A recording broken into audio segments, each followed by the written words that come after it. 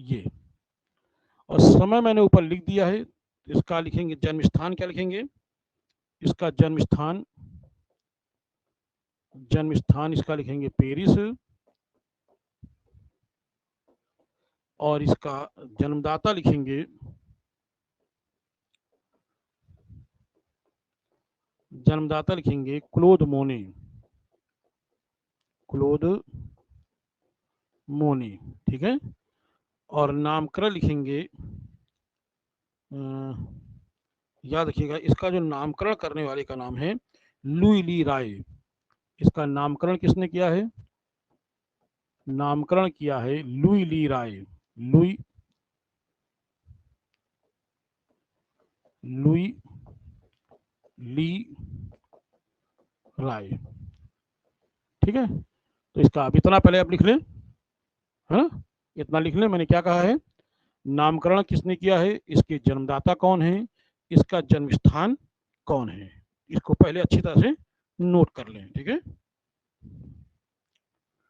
हो गया, चलिए आगे देखते हैं।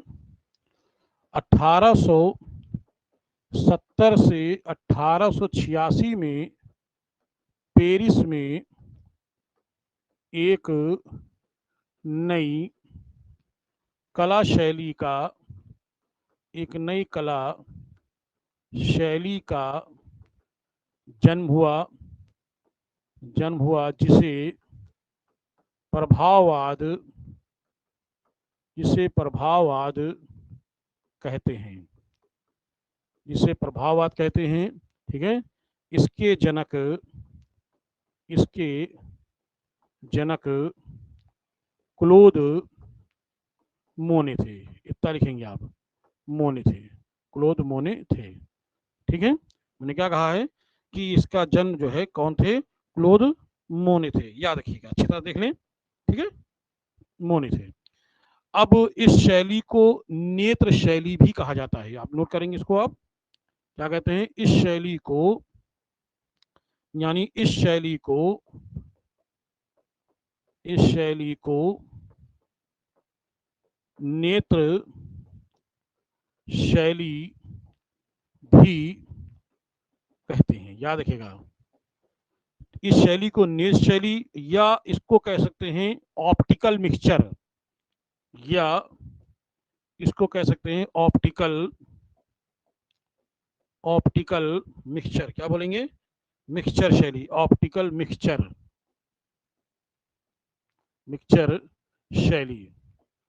तो इसको इस शैली के नाम से भी जानते हैं, है ना। तो मैंने क्या कहा है, ध्यान रखिएगा, मैंने कहा है कि ये शैली, इस शैली को नेत्र शैली या ऑप्टिकल, ये पा है, ये पा है, ऑप्टिकल मिक्सचर शैली के नाम से भी जानते हैं। तो ये ध्यान दें, 1872 में क्लोद मोने, क्लोद मोने का प्रथम चित्र, क्लोद मोने का चित्र, चित्र कौन सा था, क्लोद मोने का चित्र बनाया था सूर्योदय का प्रभाव, ठीक है, सूर्योदय का प्रभाव, सूर्योदय का प्रभाव, इसको कहते हैं इम्प्रेशंस ऑफ सनराइज। अंग्रेजी में क्या कहेंगे, अंग्रेजी में इसको कहेंगे, नोट करके लिख लें क्योंकि बहुत सारे लोग नहीं जानते हैं, इम्प्रेशन, इम्प्रेशन ऑफ सनराइज, इसको अंग्रेजी में ये कहेंगे इम्प्रेशन ऑफ सनराइज, याद रखिएगा, ठीक है, इम्प्रेशन ऑफ सनराइज, ठीक। ये चित्र इन्होंने 1872 बनाया था। जब ये वाला चित्र, ध्यान रखना, जब ये वाला चित्र 1874 की प्रदर्शनी में रखा गया, रखा गया, तभी एक विद्वान लुई ली राय, याद रखिएगा, ठीक है, एक विद्वान, तभी एक विद्वान कला समीक्षक, वो कला समीक्षक था, कला समीक्षक जिसका नाम मैंने अभी बताया लुई ली राय, लुई ली राय ने अपनी पुस्तक शारीवारी पत्रिका में, कौन सी पुस्तक है, याद रखिएगा उस पुस्तक का नाम, अपनी पुस्तक शारीवारी पत्रिका में ने अरे यार तुम तो 12 बजे, ठीक है, पुस्तक शारीवारी, याद रखिएगा कौन सी पुस्तक है, शारीवारी पत्रिका में प्रभाव शब्द का प्रयोग किया। क्या कहा, शारीवारी पत्रिका में पहली बार प्रभाव शब्द का तब प्रयोग किया, तब इसका नाम प्रभाववाद पड़ा। किसने डाला ये नाम, लुई ली राय। और ऐसे कलाकारों को प्रभाववादी कलाकार का, फिर से ध्यान दीजिए, मैंने कहा 1872 में एक चित्र क्लोद मोने ने बनाया। जब इस चित्र को 1874 में रखा तो उन कलाकारों ने कहा कि अब इसका नाम क्या रखें, हम लोग अपने संगठन का नाम क्या रखें। तो किसी ने कहा इसको अज्ञात परिषद, चित्रकारों की अज्ञात परिषद नाम रखना चाहिए, ये कहा गया। आगे बताएंगे, अभी जो प्रदर्शनी हम बताएंगे 1 से लेकर 8 तक की, तो इसको अज्ञात चित्रकारों की अज्ञात परिषद रखना चाहिए, एक संगठन रखना चाहिए। तो लेकिन ये जो पत्रिका शारीवारी पत्रिका थी, उस पत्रिका में इन्होंने कहा कि ये चित्र है सभी चित्रों पर एक अलग प्रभाव डाल रहा है, और ऐसे कलाकारों को मैं समझता हूँ कि प्रभाववादी, ऐसे कलाकार प्रभाव डाल रहे हैं, इसलिए ऐसे कलाकारों को प्रभाववादी कलाकार कहना चाहिए। तो 1874 में इसका नाम पड़ गया, क्या है, प्रभाववाद। तो याद रखिएगा प्रभाववाद का नामकरण कब हुआ है, तो प्रभाववाद का जो नामकरण हुआ है, नामकरण कब हुआ है, तो याद रखिएगा प्रभाववाद का नामकरण 1874 में नामकरण हुआ है, याद रखिएगा। नाम शुरुआत 18 चित्र पहला शुरुआत होती है 1870 से, प्रभाववाद की शुरुआत हुई थी, चित्र बना 72 में, लेकिन नामकरण हुआ 1874 में। झलक तो शुरुआत हो गई थी 72 से ही, लेकिन नाम नहीं था तब उस समय, नामकरण आया तो याद रखिएगा 1874 आप आंसर लगाना है, यही लगाना है आपको, गलती मत करिए, कतई ध्यान रखिएगा, यही लगाना है। आइए अब देखते हैं इस की विशेषताएं, प्रभाववाद की विशेषताएं।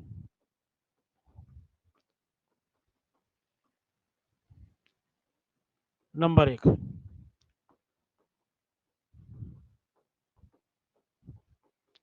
प्रभाववादी कलाकार इंद्रधनुषी रंगों का प्रयोग करते थे, ठीक है, जो इंद्रधनुष में दिखाई देने वाले जो रंग हैं उन्हीं रंगों का प्रयोग करते थे। तो याद रखिएगा प्रभाववाद की सबसे मुख्य विशेषता है इंद्रधनुषी रंगों का प्रयोग करना। ठीक, नेक्स्ट, प्रभाववादी काला, भूरा, बादामी रंगों का विरोध करते थे, यानी प्रयोग नहीं करते थे, ठीक है, रंगों का प्रयोग नहीं करते थे, ठीक है, क्लियर। नेक्स्ट एक बार फिर ध्यान दें, किसका, इन धनुषी रंगों का प्रयोग करते थे, लेकिन इन रंगों का, काला, भूरा, बादामी रंगों का प्रयोग नहीं करते थे। नेक्स्ट, प्रभाववादी कलाकार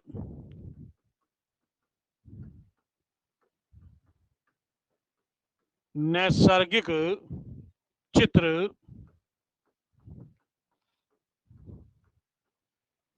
सर्वाधिक बनाते थे। ठीक, बताओ जरा नैसर्गिक क्या है, दीपक भराई, नैसर्गिक क्या है, चाहिए बोलिए नहीं, प्राकृतिक सर। नए लोग को मौका दोगी नहीं, ठीक है। तो प्रभाववादी कलाकार नैसर्गिक चित्र सर्वाधिक बनाते थे, याद रखिएगा। ठीक, नेक्स्ट आगे ध्यान दें। प्रभाववादी जो कलाकार थे मध्यम प्रकाश का प्रयोग करते थे। प्रभाववादी कलाकार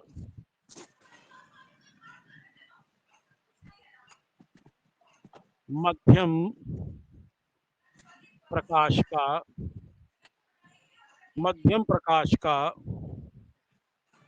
प्रयोग करते थे। ध्यान रखिए, किसका प्रयोग करते थे? मध्यम प्रकाश का प्रयोग करते थे। मध्यम प्रकाश का प्रयोग अधिकतर वो कॉफी हाउस में करते थे, क्योंकि कॉफी हाउस देखते हो, कॉफी हाउस में मध्यम प्रकाश रहता है। मधुरालय में मुलेरु जिसे कहते हैं उसमें रहता है। तो याद रखिएगा कि कौन से कलाकार हैं जो अपने चित्रों में मध्यम प्रकाश का प्रयोग करते थे। ठीक, क्लियर हो गया? जैसे चित्र कौन से? जैसे कॉफी हाउस वाले में काफे बोबरबा यानी कॉफी हाउस कह सकते हैं। मुलेरुज मतलब मदिरालय में, और काफे गोबरबा ठीक, आप लिख सकते हैं मदिरालय इसको कहते हैं और इसको कहते हैं कॉफी हाउस। ठीक, चलो ये हो गया। अब आइए देखते हैं कि कौन कौन से विषय हैं। चाहे तो हम यहाँ से छोड़ दें, विषय की मतलब कोई जरूरत नहीं है। स्पीकर बंद करो। ठीक, यहाँ तो आइए देखते हैं इनके कौन कौन से इनके विषय हैं। प्रभाववाद के कौन कौन से विषय हैं? तो प्रभाववाद के विषय कौन कौन से? ध्यान दीजिएगा। जैसे प्रभाववाद के विषय की नदी के किनारे एक चित्रकार चित्र बना रहा है, उस चित्र में दिखाया गया हो। आइए देखते हैं, मैं अपने हिसाब से लिख देता हूं। क्या लिखना है? छुट्टी के दिन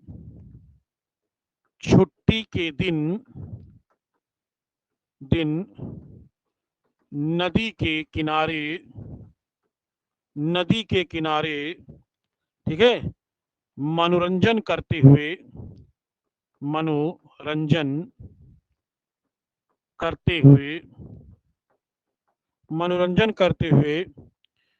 ठीक है चित्र बना रहा है जिसमें चित्रकार स्वयं दर्शक बनकर देख रहा है। यानी जो चित्र बनाया है उसी चित्र में स्वयं को दिखा रहा है कि चित्र में अपने को दर्शक बन के देख रहा है। ये दिखाया गया इसमें। ये विशेषता थी कि नदी किनारे बैठ के मनोरंजन भी कर रहे हैं और चित्र भी बना रहे हैं और स्वयं को इसमें दिखा भी रहे हैं। ये ऐसे एक विशेषता ही हो गई। दूसरी क्या है? नेक्स्ट नंबर 2 है धुआं छोड़ते भाप के इंजन। धुआं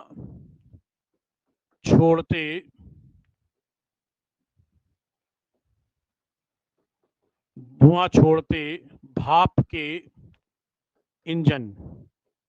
ये यानी दिख रहा है कि एक जो कंपनी का, जो आप ऐसे समझ लें, जो चिमनियां होती हैं, उन चिमनियों से क्या कहते हैं, भाप छूट निकल रहा है, उसका एक विषय लेते थे लोग। ठीक है, तो क्या लिखा मैंने?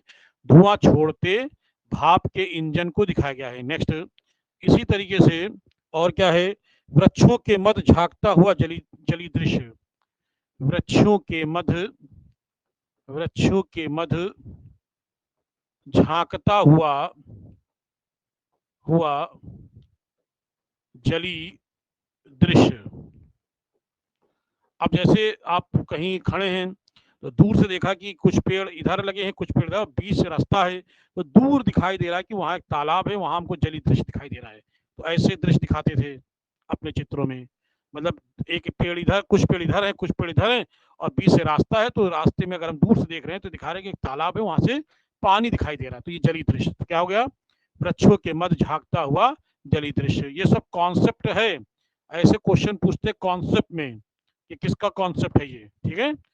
इसी तरीके से क्या है, कोहरा और हवा का दृश्य, कोहरा व हवा का दृश्य चित्र, यानी कोहरा गिर रहा है, हवा चल रही है, उसका दृश्य दिखाया गया है, तो ये एक विषय होता था। इसी तरीके से और क्या विषय है, इसी तरीके से कमल युक्त सरोवर, क्या है, कमल युक्त सरोवर, तालाब, तो यानी एक तालाब है जिसमें कमल खिले हुए, उसको दृश्य दिखाया गया है। इसी तरीके से और क्या दृश्य है, इसी तरीके से है आपका गलियां तथा सड़क के दृश्य, गलियों गलियों तथा सड़क के दृश्य, इस तरह का दृश्य दिखाते थे। तो ये दृश्य है, तो एक बार फिर ध्यान दीजिए, यानी चिमनियों से या इंजन के भाप से निकलता हुआ धुआं, उसका दृश्य, या फिर लेते थे कोहरा और हवा का दृश्य, या वृक्षों के मध्य से झांकता हुआ जली दृश्य लेते थे, या फिर आप ऐसे समझ लें कि कमल युक्त सरोवर होता था, या गलियां और सड़कों का दृश्य दिखाते, ये इनका मुख्य विषय होता था, ठीक है। तो वो विशेषताएं थी, ये इनका विषय, तो इन विषयों को लेकर के चित्र बनाते थे। आप सूर्योदय का प्रभाव देख लीजिए, इन्हीं दृश्यों में दिखाई देता है ना। तो इस तरह से ये मैंने बताया कि इनके विषय होते थे। अब आइए कि प्रभाववाद की जो चित्रों की प्रदर्शनियां हुई, कुल कितनी, 8 प्रदर्शनियां, उन 8 प्रदर्शनियों में क्या हुआ उस पर चर्चा करेंगे हम, ठीक है। तो आइए ध्यान दें, क्या हेडिंग डालना है, याद रखिए, प्रभाववादियों की प्रदर्शनियां, प्रभाववादियों की 8 प्रदर्शनियां, कितनी प्रदर्शनियां हुई, तो याद रखिएगा प्रभाववादियों की कुल 8 प्रदर्शनियां हुई हैं। हम इन 8 प्रदर्शनियों पर चर्चा करेंगे, यहीं तक पढ़ाएंगे, उसके बाद अगले में क्लोज मोने फिर आ जाएगा, ठीक है। तो आइए ध्यान दें, सबसे पहले कि कुल कितनी प्रदर्शनियां हुई हैं, तो आप कहेंगे कि कुल इनकी जो प्रदर्शनियां हुई हैं वो 8 प्रदर्शनियां हुई। नंबर 1 बात करते हैं, सबसे पहले ध्यान रखिएगा 1874 में, 1874 में पहली प्रदर्शनी हुई, ठीक। कहाँ हुई, पेरिस के 1824 में पहली प्रदर्शनी पेरिस के, ठीक है, पेरिस के फोटो नडार, क्या नाम है, पेरिस के छाया चित्रकार नडार, छाया चित्रकार, छाया चित्रकार नडार के कारकक्ष, या कहते हैं फोटो सैलून, फोटो सैलून, ठीक है, क्या कहेंगे, या फोटो सैलून, एक मात्रा लगेगी, फोटो सैलून, मैंने क्या कहा, चित्रकार नडार के कारकक्ष या फोटो सैलून में हुई। इसमें 30 चित्रकारों ने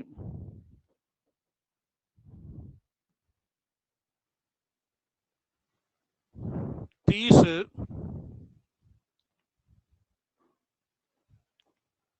चित्रकारों ने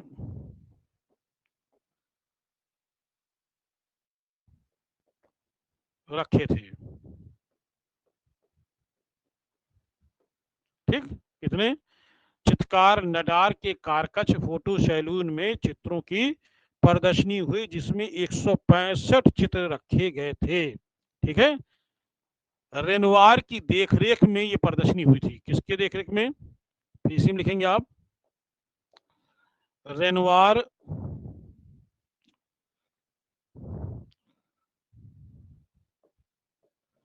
रेनवार की देखरेख में प्रदर्शनी हुई थी, किसकी देखरेख में, चित्रकार रेनवार, ठीक है। रेनवार की देखरेख में प्रदर्शनी हुई थी। और क्या हुआ था इसमें?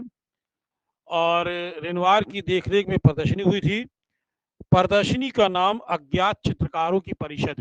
प्रदर्शनी का नाम अज्ञात चित्रकारों की, मैंने अभी बताया था आपको, अज्ञात चित्रकारों की परिषद नाम रखा गया था। याद रखिएगा, पहले इसका नाम क्या रखा गया? अज्ञात चित्रकारों की परिषद नाम इसका रखा गया था। क्लियर है? समझ रहे हैं? फिर बाद में मैंने आपको बताया था, वो भी मैंने बताया कि मोने के चित्र के नाम पर इसका नाम प्रभाववाद रखा गया। अंत में लुई ली राय ने प्रभाववाद रखा था। ये मैं रिपीट फिर कर दे रहा हूं, आप चाहे लिखें चाहे ना लिखें, वो मैं बता चुका हूं। तो ये पहली प्रदर्शनी हुई थी, मैंने कहा 1874 में। कहाँ हुई थी? पेरिस के नडार फोटो सैलून में हुई थी, या कारकच में हुई थी। रेनवार की देखरेख में की गई थी, और इसे अज्ञात चित्रकारों की परिषद पहले नाम दिया, लेकिन बाद में लुई ली राय ने इसका नाम रखा था प्रभाववाद, क्योंकि वहां क्लोद मोने का भी चित्र रखा गया था। इसमें सभी लगभग प्रभाववादी उपस्थित थे। आप लिख सकते हो कि इसमें सभी प्रभाववादी उपस्थित थे। ठीक है, सारे लोग उपस्थित थे इसमें। तो ये मैंने आपको बताया कौन सी पहली प्रदर्शनी। चलिए दूसरी बात करते हैं, है ना। दूसरी की बात करते हैं कि दूसरी प्रदर्शनी की कौन सी थी।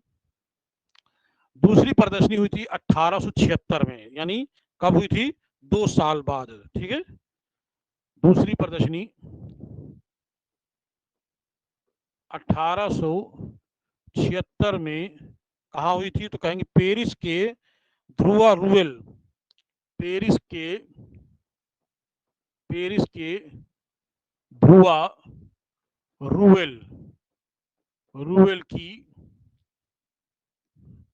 रूवेल की कला वीथिका। याद रखिएगा, कहा? कला वीथिका में हुई थी। याद रखिएगा, कहाँ हुई थी? ध्रुवा रूवेल की कला वीथिका में दूसरी प्रदर्शनी हुई थी 1876 में। ठीक है, जिसमें इसमें सेजान भी पहले शामिल थे। इसमें सेजान ने भाग नहीं लिया था। सेजान ने भाग नहीं लिया था। क्वेश्चन अगर आता है कि सेजान ने किस प्रदर्शनी में भाग नहीं लिया था, तो कहेंगे दूसरी प्रदर्शनी से भाग लेना बंद कर दिया था इन्होंने।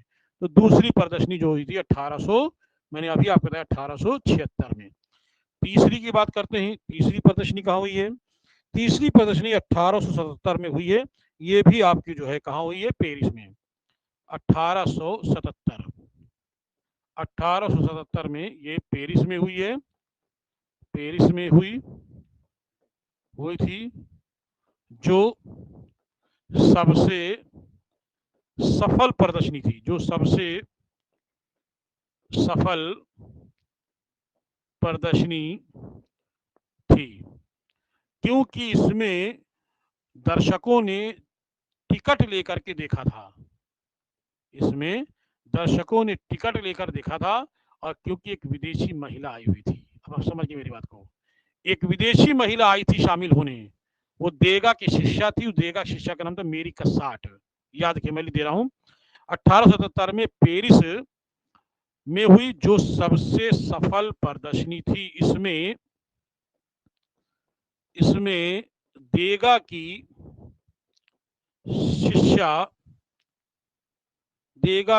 शिष्या मेरी कसाट, क्या नाम उसका है? देगा की शिष्या जो तीसरी प्रदर्शनी हुई थी, मेरी कसाट ने भाग लिया था।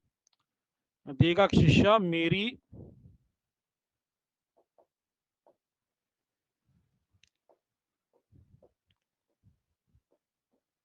मेरी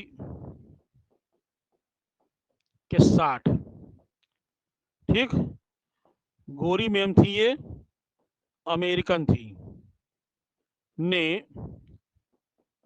भाग लिया था, ठीक। दर्शक आए थे, बकायदा टिकट लेके देख रहे थे। तो याद रखिएगा, ये तीसरी प्रदर्शनी हुई थी जो पेरिस में की गई थी 1877 में। 1879 में चौथी प्रदर्शनी हुई, ठीक है। चौथी प्रदर्शनी 1879 में चौथी प्रदर्शनी हुई। इसमें रेनवार ने भाग नहीं लिया था। इसमें रेनवार ने भाग नहीं लिया था। क्यों नहीं लिया था? क्योंकि रेनवार इसलिए भाग नहीं लिया था कि रेनवार का एक चित्र जो था वो राष्ट्रीय कला प्रदर्शनी में स्वीकृत हुआ था। उस चित्र का नाम था मादाम शापर्तीय व पुत्रियां। मैं लिख दे रहा हूं, ठीक है। इनमें से रेनवार ने भाग नहीं लिया था क्योंकि रेनवार का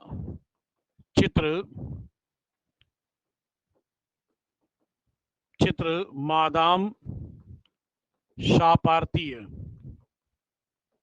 व उनकी पुत्रियां, क्या नाम है, मादाम शापर्ती व उनकी पुत्रियां, ये मादाम शापर्ती व उनकी पुत्रियां, ये वाला चित्र, ठीक है। पुत्रियां राष्ट्रीय कला प्रदर्शनी, राष्ट्रीय कला में पास हुआ था। तो वहां चले गए थे ये राष्ट्रीय कला प्रदर्शनी, क्योंकि वो स्वीकृत हुआ था वहां मेन में। तो ये खाली प्रभाववादियों की होती थी। तो मादाम शापार्थी किसका चित्र है? तो कहेंगे रेनवार का चित्र। तो समझ आया। चौथी प्रदर्शनी कभी तो कहेंगे 1879 में ये प्रदर्शनी हुई थी, ठीक। ये भी जो है सफल हुई थी। फिर उसके बाद बात करते हैं 80 में पांचवी प्रदर्शनी।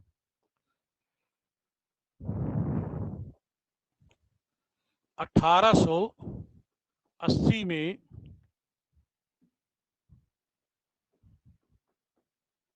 पांचवी प्रदर्शनी हुई थी। इसमें ध्यान देना, इसमें क्या हुआ था, मोने ने भाग नहीं लिया था, क्लोद मोने। इसमें क्लोद मोने ने भाग नहीं लिया था। तो देगा बहुत गुस्साए थे इस पे। देगा ने कहा तो ये तो गलत बात है। क्लोद मोने थोड़ा इनसे संतुष्ट नहीं थे कुछ चित्रकारों से। तो क्लोद मोने ने कहा था कि ये पुताईकार, ऐसे कलाकारों का नाम दिया था पुताईकार, याद रखिएगा। क्लोद मोने ने भाग नहीं लिया था। मोने ने प्रभाववादियों को पुताईकार नाम दिया था। मोने ने प्रभाववादियों को मोने ने प्रभाववादियों को पुताईकार नाम दिया था, ठीक है, नाम दिया था। तब देगा ने मोने को विश्वासघाती कहा था। विश्वासघाती,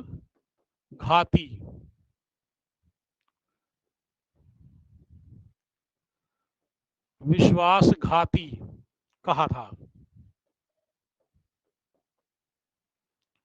ठीक।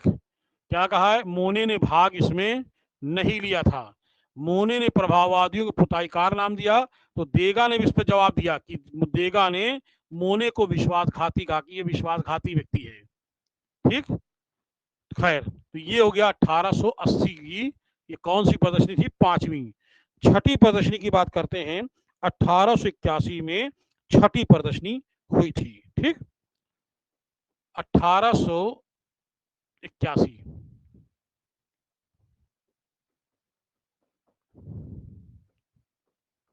छठी प्रदर्शनी हुई। तो जब देगा ने विश्वासघाती क्रोध मोने का, तो बहुत सारे लोग नाराज हो गए, ये क्या कह दिया है, जिसके नाम पर सब कुछ चला है, जिसने शुरुआत की प्रभाववाद की, जो जनक भी है, उसको अगर ऐसा कहे तो हम देगा को नहीं लेंगे, हम हटा देगा को, भगा यहाँ से, मतलब उनको हम नहीं लेंगे हम। तो फिर इसमें कामी पिसारों के समर्थन से देगा को शामिल किया गया था। ठीक है, छठी प्रदर्शनी हुई थी, जिसमें कामी पिसारो, याद रखिएगा किसके नाम से, कामी पिसारो के समर्थन से, कामी पिसारो के समर्थन से देगा ने समर्थन से देगा को शामिल किया गया, लेकिन इनके चित्र नहीं रखे गए। ये मतलब इनको शामिल तो कर लिया गया, लेकिन इनके चित्रों को नहीं रखा गया कि नहीं हम आपके चित्र नहीं रखेंगे, खाली हम आपको उपस्थित होने के लिए अनुमति देंगे। ठीक है, चलो ये हो गया। अब इसके बाद आता है, अगली है 1807वें नंबर की, 1882 में 7वीं 1882 में 7वीं प्रदर्शनी हुई। इसमें देगा ने भाग नहीं लिया, क्योंकि इनके समर्थकों को अंदर आने की अनुमति नहीं थी, विरोध कर रहे थे, झगड़ा कर रहे थे, तो इसलिए कहा देगा को लेंगे ही नहीं हम। तो देगा ने इसमें भाग, 7वीं जो प्रदर्शनी हुई थी इसमें देगा ने भाग नहीं लिया था। 8वीं की बात करता हूं, 8वीं प्रदर्शनी 1886 में 8वीं प्रदर्शनी हुई।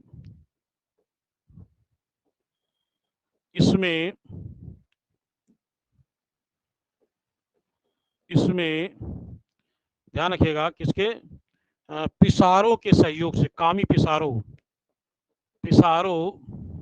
के सहयोग से नए कलाकार जोड़े गए थे।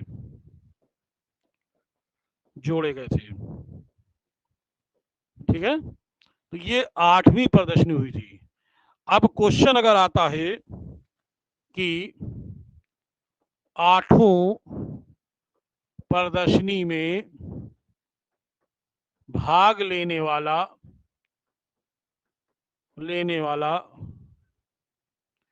प्रभाववादी कलाकार कौन था? सर कामी पिसारो। वेरी गुड, कामी पिसारो। कौन था?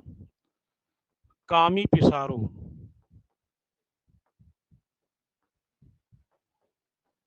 याद रखिएगा, 8 प्रदर्शनियों में भाग लेने वाला व्यक्ति कौन था? तो उसका नाम था कामी पिसारो। जैसे क्वेश्चन आता है हिस्ट्री में कि पूछा गया है कि तीनों गोलमेज सम्मेलन में भाग लेने वाला कौन भारतीय व्यक्ति था? कौन था? 3 गोलमेज सम्मेलन जो लंदन में हुई थी, उस तीनों गोलमेज सम्मेलन में भाग लेने वाला एक भारतीय कलाकार, भारतीय विद्वान था, विद्वान क्या करें, भारतीय व्यक्ति था, भारतीय नेता था। क्या नाम था जानते हो? ऐसे ही क्योंकि मिलता जुलता है थोड़ा सा, मैंने कहा बता दूं, शायद कभी काम आ सकता है। तो शामिल होने वाला तीनों गोलमेज सम्मेलन होने वाले जो व्यक्ति थे, हमारे संविधान के जन्मदाता कौन? संविधान के जन्मदाता डॉक्टर भीमराव अम्बेडकर। बिल्कुल सही। तीनों गोलमेज